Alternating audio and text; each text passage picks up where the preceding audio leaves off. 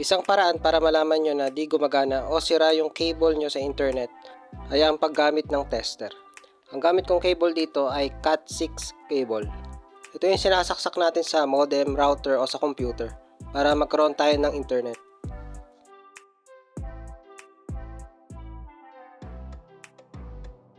Sa paggamit naman ng cable tester, isasaksak nyo lang yung Cat6 cable sa magkabila. Tulad nito.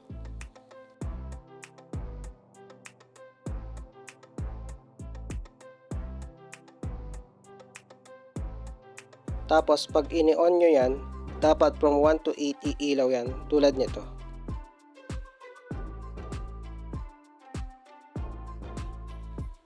Dapat wala yung patlang. Kapag ganyan yung ilaw, ibig sabihin maayos yung cable nyo na naka-straight through.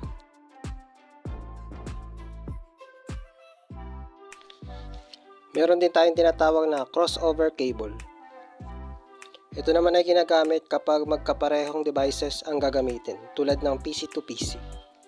So ganyan yung ilaw niya kapag crossover. Kaya sobrang useful nitong mga cable na ito, lalo na kung ikaw ay nag-aaral about computer o yung business mo ay related sa computer.